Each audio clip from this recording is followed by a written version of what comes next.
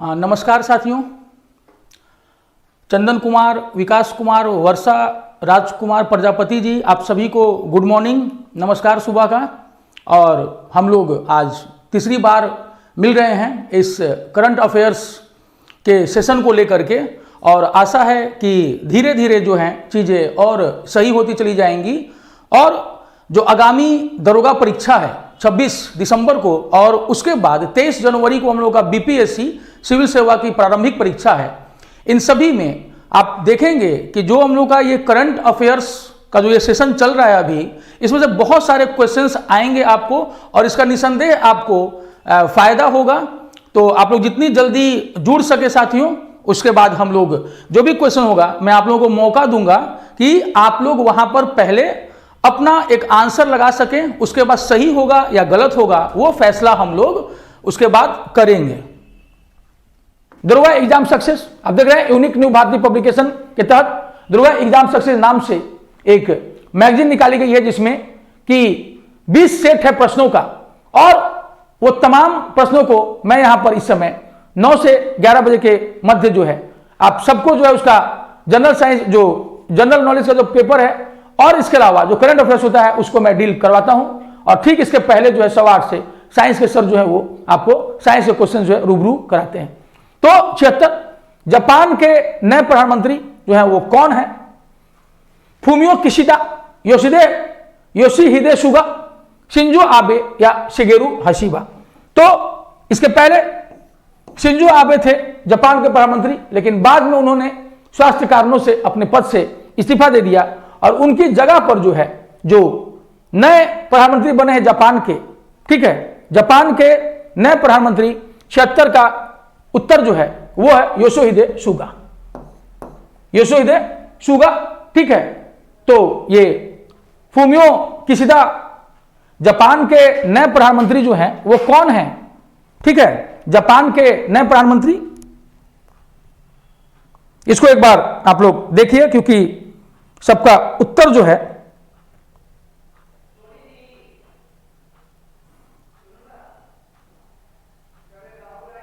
अच्छा, ठीक है, हाँ सॉरी, 4 अक्टूबर को ये चेंज हो गए हैं, ठीक है, 4 अक्टूबर को ये चेंज हो गए हैं, ठीक, 4 अक्टूबर को ये चेंज हुए हैं। दरअसल प्रश्न जो है उसमें ये था, इसको मैं ये करता हूं, 4 अक्टूबर, क्योंकि पहले का था ये, तो फूमियो किशिदा, ठीक है, आप सभी का फूमियो किशिदा 4 अक्टूबर से जो है ये भी हट गए, मतलब योशिहिदे सुगा, और नए आ गए, यानी ये दोनों पूर्व प्रधानमंत्री हो चुके, शिंजो आबे के बाद योशिहिदे सुगा, और फिर अब फूमियो किशिदा, ठीक है।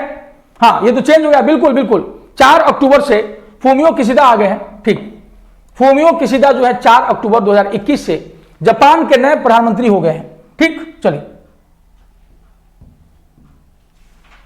अगले सवाल पे 77, 14 जून 2021 को नाटो शिखर सम्मेलन 2021 कहां संपन्न हुआ? ठीक है, 14 जून 2021 को नाटो शिखर सम्मेलन 2021 कहां संपन्न हुआ? साथियों यह बताना है। 77 का उत्तर, हां, ठीक। तो बिल्कुल अमन वर्मा, वो चेंज हो गया है 4 अक्टूबर को, वो मैंने क्लियरिफाई कर दिया, क्लियर कर दिया उसको।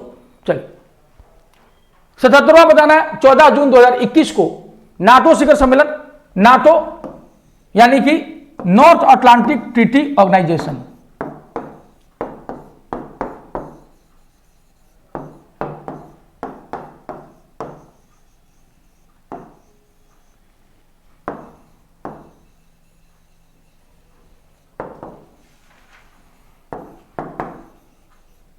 (1948) में संयुक्त राज्य अमेरिका के तत्वाधान में नाटो की स्थापना हुई थी, ठीक है। तो इसका शिखर सम्मेलन कहां आयोजित हुआ? ठीक, तो जहां उसका हेडक्वार्टर्स है ब्रुसेल्स, वहीं पे हुआ। तो आप सबका सही जवाब 77 का सी। चलिए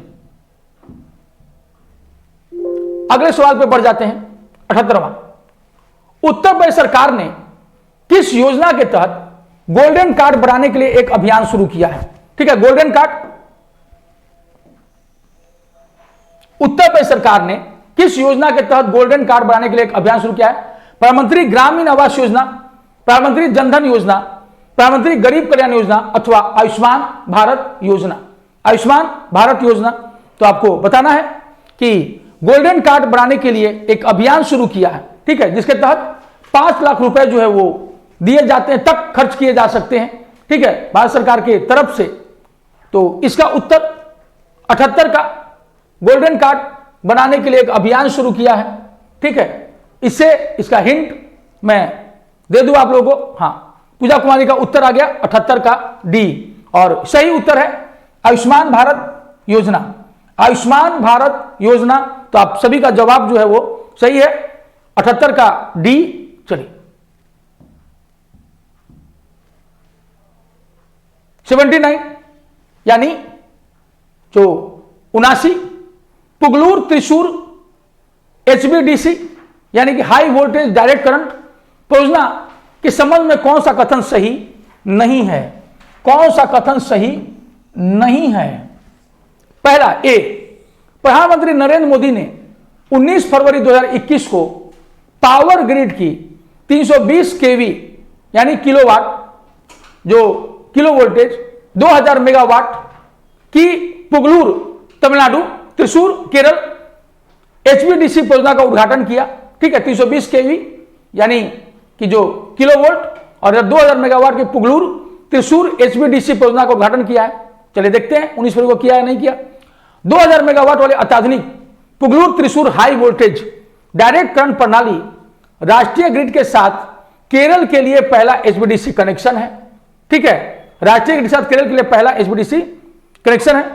यह दूसरी बार है जब देश में ट्रांसमिशन के लिए VSC कन्वर्टर तकनीक का उपयोग किया गया है, ठीक है। और लास्ट, इस परियोजना के अंतर्गत उपयोग किए गए उपकरण का निर्माण भारत में ही किया गया है।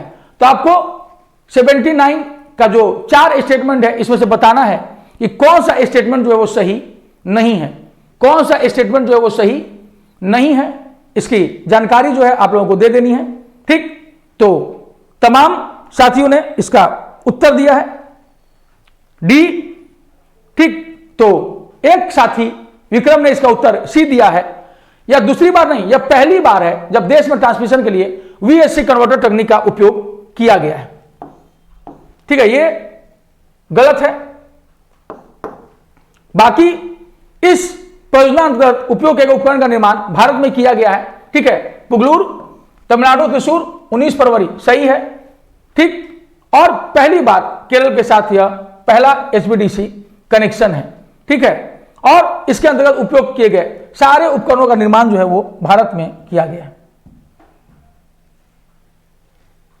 80 क्वेश्चन नंबर 80, ठीक। विश्व बैंक ने 13 फरवरी 2021 को भारत में सड़क दुर्घटनाओं के आंकड़े जारी किए हैं। सड़क दुर्घटनाओं में वैश्विक मौत में भारत की हिस्सेदारी कितनी है, यानी कुल जो प्रत्येक वर्ष जो मौतें होती हैं सड़क दुर्घटनाओं के कारण, उसमें भारत का हिस्सा जो है कितना है, आपको बताना है भारत का हिस्सा जो है वो कितना है, ठीक है। तो आपको यह बता देना है कि इसमें भारत का हिस्सा सड़क दुर्घटना में कितना है, ठीक। तो विश्व बैंक ने 13 फरवरी 2021 को भारत में सड़क दुर्घटनाओं के आंकड़े जारी किए, वर्ल्ड बैंक ने, और इसमें बताया है कि भारत ही सबसे जो ज्यादा जो सड़क दुर्घटनाएं होती है पूरी दुनिया में, अकेले एक देश भारत में होती है, जिससे पता चलता है कि हमें सड़क पर चलते वक्त जो है हम नियमों का पालन नहीं करते हैं साथियों, इसका नुकसान जो है हमें होता है। तो इसका उत्तर 80 का जो उत्तर है वह है 10%। 10% मौतों का जिम्मेदार जो है अकेले भारत है। 80 का उत्तर जो है वो 10% है, ठीक है। और संशोधित आंकड़ों में उसे 11% बताया गया था, तो 10 अथवा 11% मौतें, ठीक है। 80 का ए।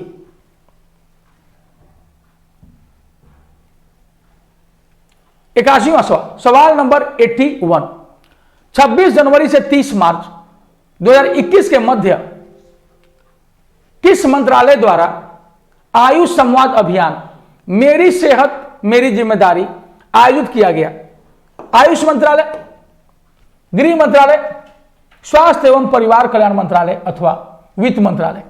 26 जनवरी से 30 मार्च 2021 के मध्य किस मंत्रालय द्वारा आयुष संवाद अभियान मेरी सेहत मेरी जिम्मेदारी आयोजित किया गया। तो साथियों आपको इसका उत्तर बताना है, ठीक है। 81 का उत्तर आपको बताना है साथियों, इसका उत्तर आप सब देख चुके हैं, ठीक है। तो 81 इसमें हम देख रहे हैं कि आयुष मंत्रालय और गृह मंत्रालय, स्वास्थ्य एवं परिवार कल्याण मंत्रालय, वित्त मंत्रालय। तो 81 का उत्तर जो है, कई साथी स्वास्थ्य और परिवार कल्याण मंत्रालय दे रहे हैं, इसका उत्तर जो है आयुष मंत्रालय है। आयुष मंत्रालय यानी कि आयुर्वेद,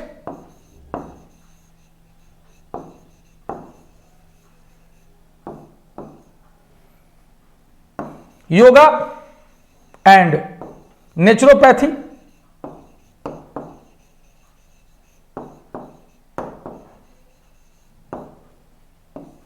यूनानी, सिद्ध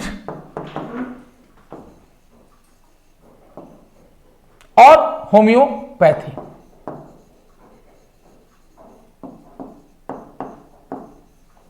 ये सभी मंत्रालय, इस मंत्रालय की स्थापना 2014 में की गई थी। और मेरी सेहत मेरी जिम्मेदारी आयुष संवाद, देखिएगा यहां पढ़िएगा आयु, इसी से आप रिलेट करके निकाल सकते थे आयुष, ठीक। आपने ध्यान दिया होता तो आप सही उत्तर आपने निकाल दिया होता। 81 का उत्तर जो है वह ए है। और आपने थोड़ा सा भी कॉमन सेंस का इस्तेमाल किया होता तो आप पकड़ लिया होता आपने कि यह आयुष मंत्रालय है।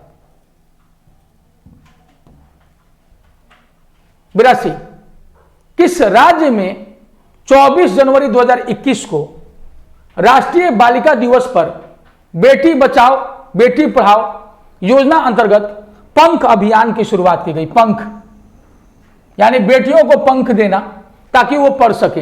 बेटी बचाओ बेटी पढ़ाओ 24 जनवरी 2021 को, यानी राष्ट्रीय बालिका दिवस 24 जनवरी 2021, बेटी बचाओ बेटी पढ़ाओ योजना अंतर्गत पंख अभियान की शुरुआत किसने की? मध्य प्रदेश ने, हरियाणा ने, छत्तीसगढ़ ने या राजस्थान ने, ठीक है। तो आपको यह बताना है कि इसका उत्तर क्या होगा। किस राज्य में 24 जनवरी 2021 को राष्ट्रीय बालिका दिवस पे बेटी बचाओ बेटी पढ़ाओ योजना अंतर्गत पंख अभियान की शुरुआत की गई? तो हम देखते हैं कि राष्ट्रीय बालिका दिवस भाई किस दिन पड़ता है? 24 जनवरी को। और पंख अभियान जो है किस राज्य ने चलाया? तो यह जो है साथियों मध्य प्रदेश है। मध्य प्रदेश, पंख अभियान की शुरुआत मध्य प्रदेश, वहां के मुख्यमंत्री शिवराज सिंह चौहान जी ने की थी। पंख अभियान की शुरुआत राष्ट्रीय बालिका दिवस के अवसर पर, ठीक है। तो 82 का ए सही जवाब। आप जिन साथियों ने इसका जवाब दिया सही, वो सही है। 83, भारत में नेशनल इंफॉर्मेटिक्स सेंटर NIC एवं केंद्रीय माध्यमिक शिक्षा बोर्ड CBSE द्वारा संयुक्त रूप से कोलैब कैट सॉफ्टवेयर कब लॉन्च किया गया? ठीक है। तो NIC और केंद्रीय माध्यमिक शिक्षा बोर्ड द्वारा संयुक्त रूप से कोलैब कैट सॉफ्टवेयर कब लॉन्च किया गया? विद्यार्थियों की सुविधा के लिए, क्योंकि कोरोना काल में हम देख रहे हैं कि तमाम स्कूलों में जाने में अभी दिक्कत आ रही है, इसलिए कोलैब कैट जो ऐप है उसको डेवलप किया गया था संयुक्त प्रयासों से। तो आपको बताना है कि 83 का उत्तर जो है वह क्या होगा? 10 जनवरी 2021, 14 जनवरी 2021, 6 जनवरी 2021 अथवा 31 दिसंबर 2021। यानी इसमें एक डेट है जो अभी आया नहीं है, बाकी सारे डेट जो है वो बीत चुके हैं, ठीक है। तो कब लॉन्च किया गया आपको यह बताना है। नेशनल इंफॉर्मेटिक्स सेंटर और CBSE बोर्ड इन दोनों ने हाथ मिला लिया था कोलैब कैट सॉफ्टवेयर के लिए, ठीक है। तो इसका जवाब चलिए, तो 83 का साथियों ने जवाब दिया मकर संक्रांति के दिन, यानी कि 14 जनवरी 2021 सही जवाब है। 14 जनवरी 2021 को नेशनल इंफॉर्मेटिक्स सेंटर और CBSE द्वारा कोलैब कैट सॉफ्टवेयर को लॉन्च किया गया था ताकि विद्यार्थियों के समुचित समस्याओं का समाधान जो है वो दिया जा सके। तमाम इंफॉर्मेशन जो है आपको इससे रिलेटेड जो है CBSE से आपको वहीं पर मिल जाए उस सॉफ्टवेयर के तहत।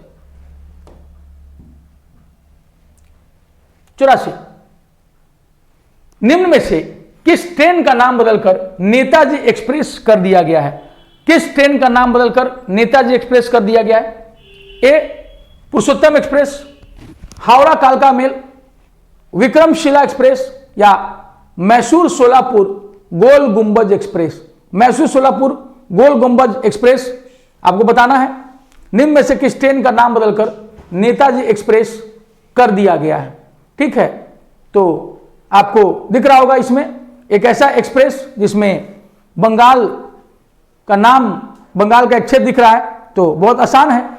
तो सभी साथियों ने हावड़ा कालका मेल, ठीक है, हावड़ा पश्चिम बंगाल में और कालका जो है हरियाणा में है, और यहीं से टॉय ट्रेन या लिंक एक्सप्रेस जो है वो शिमला की ओर जाती है, जबकि कालका खुद जो है वो हरियाणा में। यानी कालका मेल का नाम जो है वो अब बदल करके नेताजी एक्सप्रेस कर दिया गया है। 85, केंद्र सरकार ने नेताजी सुभाष चंद्र बोस की जयंती को किस दिवस के रूप में मनाए जाने की घोषणा की है? हिम्मत दिवस, पराक्रम दिवस, भारत दिवस अथवा सैन्य दिवस। तो साथियों बता दीजिए कि इनके जन्मदिन को किस दिवस के रूप में मनाए जाने की घोषणा की गई है।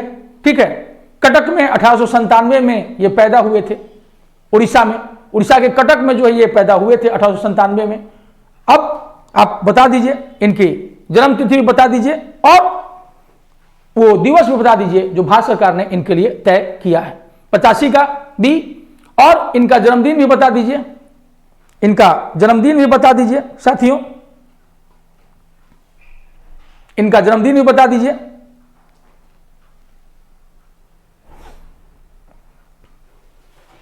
चलिए, तो पराक्रम दिवस आप सबने सही जवाब दिया, और इनका जन्म जो है वह 23 जनवरी 1897 को कटक में हुआ था, यानी उड़ीसा, अब नाम हो गया ओडिशा, पहले इसे उड़ीसा बुलाते थे। तो 23 जनवरी 1897 कटक उड़ीसा।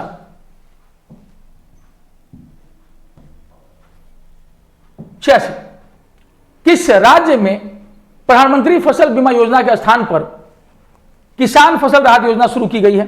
तो जाहिर सी बात है कि झारखंड, छत्तीसगढ़, राजस्थान और पंजाब, कहीं भी आप देखेंगे इन चारों राज्यों में भाजपा की सरकार नहीं है, और अगर वहां सरकार होती तो कभी भी चेंज नहीं करते।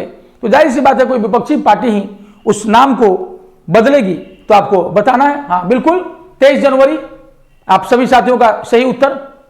अगला प्रश्न, किस राज्य में प्रधानमंत्री फसल बीमा योजना के स्थान पर किसान फसल राहत योजना शुरू की गई है? ठीक है, यह बता देना है आप लोगों को, प्रधानमंत्री फसल बीमा योजना, ठीक, झारखंड, छत्तीसगढ़, राजस्थान अथवा पंजाब। ठीक है, यह बताना है। फसल बीमा योजना, प्रधानमंत्री का नाम हटा दिया, वहां किसान लाया, सही, ठीक है, फसल फसल और बीमा हटा करके वहां पर राहत जोड़ दिया, किसानों को राहत योजना, सेम, यानी कि पुरानी शराब को नए बोतल में परोसने की कवायद। ठीक है, तो इसका उत्तर है 86 का झारखंड, जहां मुख्यमंत्री हेमंत सोरेन जी ने इसका नाम बदलकर किसान फसल राहत योजना कर दिया। 87, सितंबर 2020 में भारतीय रेलवे द्वारा किस देश को अत्याधुनिक सुविधाओं से युक्त 2 डेमो ट्रेनें प्रदान की गई? बांग्लादेश, नेपाल, भूटान अथवा म्यांमार। ठीक है, तो आपको बताना है सितंबर 2020 में भारतीय रेलवे द्वारा किस देश को अत्याधुनिक सुविधाओं से युक्त 2 डेमो ट्रेनें प्रदान की गई हैं? ठीक है, बांग्लादेश, नेपाल, भूटान अथवा म्यांमार। 2 डेमो ट्रेनें दी गई हैं अभी। ठीक है, तो आपको यह बता देना है कि 87 का उत्तर जो है वह क्या होगा। 87 का उत्तर जो है आपको साथियों बता देना है, इसको जल्दी से बताइए आप लोग। डेमो ट्रेन 87 का उत्तर D, B,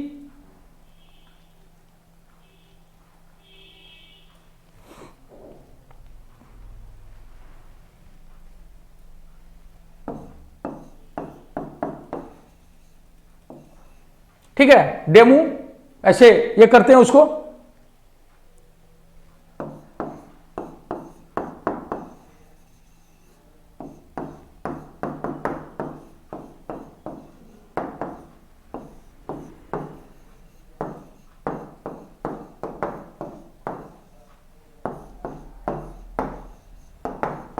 diesel electric multiple unit, ठीक है, तो इसका उत्तर है नेपाल, बी। 87 का उत्तर बी है, ठीक है। रविचंद्रन कंदुए का उत्तर जो है वो सही है। तो डेमू ट्रेन, 2 डेमू ट्रेनें बोलते हैं डेमू, लेकिन लिखा जाता है डेमू, तो डीजल इलेक्ट्रिक मल्टीपल यूनिट। 88 अगस्त 2020 में निम्नलिखित स्थानों में से कहां पर रेल संग्रहालय राष्ट्र को समर्पित किया गया? कहां पर रेल संग्रहालय राष्ट्र को समर्पित किया गया? हुबली, मैसूर, सिलवासा अथवा चितरंजन। तो आपको बताना है साथियों कि कहां पर एक रेल म्यूजियम राष्ट्र को समर्पित किया गया है। इन चारों जगहों में से कहां पर समर्पित किया गया है, तो बता दीजिए। अगस्त 2020 में कहां पर रेल संग्रहालय राष्ट्र को समर्पित किया गया? हुबली, मैसूर, सिलवासा अथवा चितरंजन। तो इसका उत्तर आना शुरू हो गया। ठीक, इसका उत्तर है साथियों कर्नाटक का हुबली। रेल संग्रहालय कर्नाटक के हुबली में, ठीक है, इसका उत्तर है कर्नाटक का हुबली, ठीक है। रेलवे म्यूजियम, इसका उत्तर हुबली, जो कि हम देखेंगे दक्षिण पश्चिम रेलवे का जो मुख्यालय है वहां पर, ठीक है। तो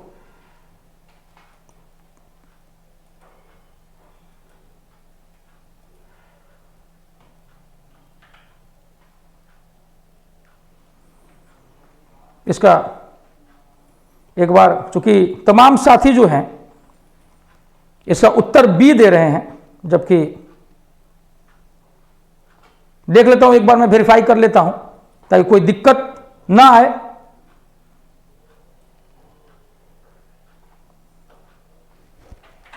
ना, जो रेल संग्रहालय जो इसका है पहले वाला, जिसका आप उत्तर आप दे रहे हैं, ये 1979 में स्थापित किया गया था साथियों।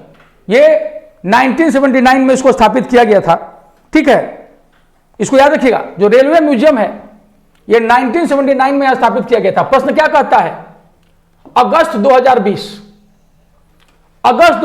में निम्नलिखित स्थानों में से कहां पर रेल संग्रहालय राष्ट्र को समर्पित किया गया, ठीक है। तो वो जो था 1969 में वहां पर किया गया था। अभी प्रश्न के हिसाब से अगस्त 2020 में कहां पर रेल संग्रहालय राष्ट्र को समर्पित किया गया है? जो मैसूर वाला है वो 1979 में ही एस्टैब्लिश किया जा चुका था। तो इसका उत्तर जो है वह हुबली है। 89 किस देश के राष्ट्रपति कैस सईद ने 25 जुलाई 2021 को सत्तारूढ़ दल के खिलाफ विरोध प्रदर्शनों के बाद देश की संसद को निलंबित कर वहां के प्रधानमंत्री को बर्खास्त कर दिया? और बाद में खबर आई कि वहां अब एक महिला प्रधानमंत्री को जो है नियुक्त कर दिया गया है कैस सईद के द्वारा। तो आपको यह बताना है कि किस अफ्रीकी देश में, अल्जीरिया, नाइजीरिया, केन्या अथवा ट्यूनीशिया, ठीक है। यह बताना है कि किस देश के राष्ट्रपति कैस सईद ने 25 जुलाई 2021 को सत्तारूढ़ दल के खिलाफ विरोध प्रदर्शनों के बाद देश की संसद को निलंबित कर वहां के प्रधानमंत्री को बर्खास्त कर दिया था, और अब वहां पर एक महिला प्रधानमंत्री आ गई हैं, ठीक है। तो 89 का उत्तर जो है वह है अफ्रीकी देश ट्यूनीशिया।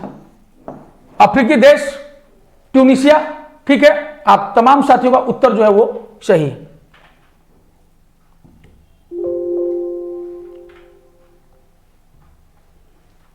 नब्बे भारत सरकार ने 22 जून 2021 को फिजी सरकार के साथ किस क्षेत्र में सहयोग के लिए एक समझौता ज्ञापन पर हस्ताक्षर किए? रक्षा क्षेत्र, कृषि और संबद्ध क्षेत्र, खेल क्षेत्र अथवा आईटी क्षेत्र। तो भारत सरकार ने 22 जून 2021 को फिजी सरकार के साथ किस क्षेत्र में सहयोग के लिए एक समझौता ज्ञापन पर हस्ताक्षर किए हैं? आपको बता देना है, रक्षा, खेल, कृषि और आईटी सेक्टर में से उसमें किसका आया? हाँ, तो ये देख लीजिए, हम सभी जानते हैं कि जो फिजी है इसमें वहां की लगभग आधी जनसंख्या जो है वह भारत से गई हुई जनसंख्या है, भारतीय लोगों की जनसंख्या है। चलिए, तो 90 का उत्तर जो है वह है कृषि और संबंध क्षेत्र। ठीक है, 90 का उत्तर जो है वो कृषि है। तो रविरंजन कंदुए, पूजा कुमारी, आपका जो है वो सही है, कृषि और संबंध क्षेत्र। कैश क्रॉप्स, नकदी फसलों की खेती के लिए भारतीयों को पकड़ पकड़ के फिजी ले आया गया था, जो कि ऑस्ट्रेलिया के पास स्थित देश है फिजी। दुनिया के सबसे ऊंचे रेत महल का उद्घाटन किस देश में किया गया है? रूस, डेनमार्क, इटली अथवा फ्रांस। ठीक है, दुनिया के सबसे ऊंचे रेत महल का उद्घाटन किस देश में किया गया है? रूस, डेनमार्क, इटली, फ्रांस। ठीक, रेत महल यानी रेत से ही महल खड़ा कर दिया गया, किस देश में आपको बताना है। ठीक है, तो 91 का उत्तर, सबसे ऊंचे रेत महल का उद्घाटन किस देश में किया गया है? यानी रेत का महल जो देखते देखते धड़मड़ा जाता है साथियों, ठीक है, उसका भी निर्माण कर दिया गया किस देश में? तो यह जो है किया गया है, इसका उत्तर जो है वह है डेनमार्क। रेत महल का उद्घाटन डेनमार्क, बिल्कुल सही। रविरंजन कंदुए, पूजा कुमारी, आप दोनों का उत्तर जो है वह बिल्कुल सही है। 92, अंकटाड द्वारा जारी विश्व निवेश रिपोर्ट 2021 के अनुसार वर्ष 2020 में प्रत्यक्ष विदेशी निवेश प्राप्त करने के मामले में भारत की रैंक क्या है? अंकटाड द्वारा जारी विश्व निवेश रिपोर्ट 2021 के अनुसार वर्ष 2020 में एफडीआई प्राप्त करने के मामले में भारत की रैंक जो है वह आपको बता देनी है साथियों। ठीक है, इसको आप लोग बता दीजिए।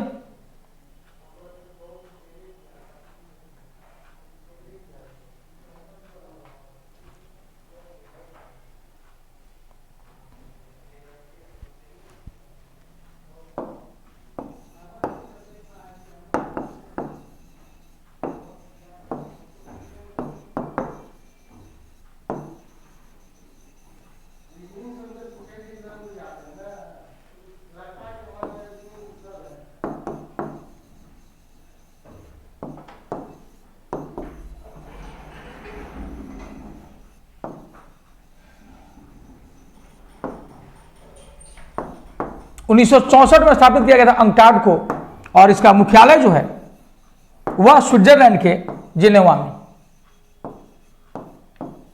वह स्विट्जरलैंड के जिनेवा में है। United Nations conference on trade and development द्वारा जारी विश्व निवेश रिपोर्ट 2021 के अनुसार भारत की रैंकिंग जो है वह कितनी है?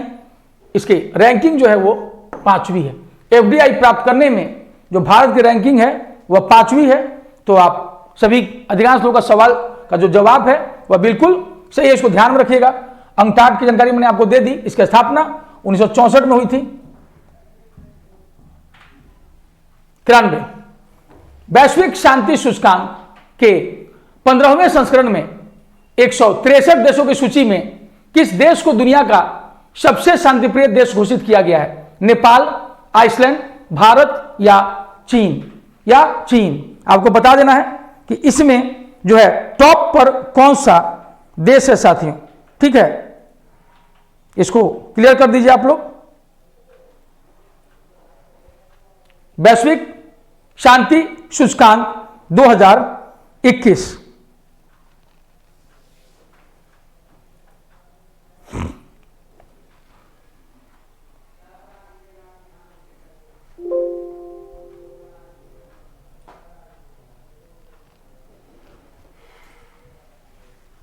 वैश्विक शांति सूचकांक, इसमें आपको बता देना है कि पहले स्थान पर जो है कौन सा देश है।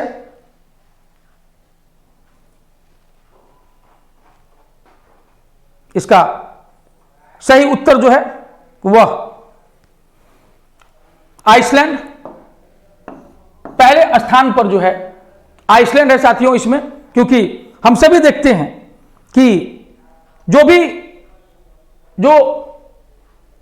फिनलैंड, स्वीडन, नॉर्वे, ये तमाम जो स्कैंडिनेवियाई देश हैं, इन सभी चीजों में वो सबसे आगे ये होते हैं, ठीक है। और इसमें भारत का स्थान जो है 163 देशों में 135वां है, याद रखिएगा 135वां स्थान है इसका भारत का, याद रखिएगा, ये इंपॉर्टेंट है, 135वां भी याद रहे आपको। चलिए 94, 11 से 13 जून 2021 के मध्य G7 राष्ट्रों का 47वां शिखर सम्मेलन कहां संपन्न हुआ, ठीक है। G7 राष्ट्रों का शिखर सम्मेलन, दुनिया के 7 सबसे विकसित राष्ट्र का 47वां शिखर सम्मेलन कहां संपन्न हुआ, तो साथियों यह यूनाइटेड किंगडम यानी कि इंग्लैंड को आप देखते हैं कि G7 राष्ट्रों का 47वां शिखर सम्मेलन कहां संपन्न हुआ, कार्बिस बे कॉर्नवाल, ठीक है। इंग्लैंड के कार्बिस बे यानी कि जो बीच है, ठीक है, एकदम समुद्र के किनारे जो है इसको आयोजित किया गया था। तो 94 का उत्तर जो है वो ए है साथियों, 94 का उत्तर ए, ठीक है। तो इसको याद रखिएगा, यह यूनाइटेड किंगडम यानी इंग्लैंड में है।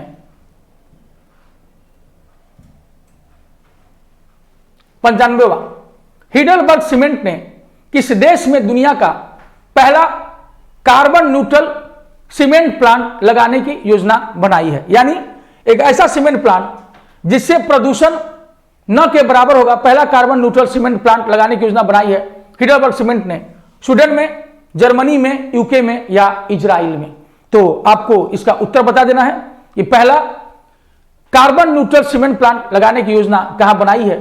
तो जैसा कि मैंने बताया कि जो भी स्कैंडिनेवियाई देश हैं, ठंडे प्रदेश, फिनलैंड हो, स्वीडन हो, डेनमार्क हो, नॉर्वे हो, इन सब इलाकों में प्रदूषण पर बहुत ध्यान दिया जाता है और इसका उत्तर जो है हिडलबर्ग सीमेंट ने दरअसल स्वीडन में दुनिया का पहला कार्बन न्यूट्रल सीमेंट प्लांट लगाने की योजना बनाई है, स्वीडन।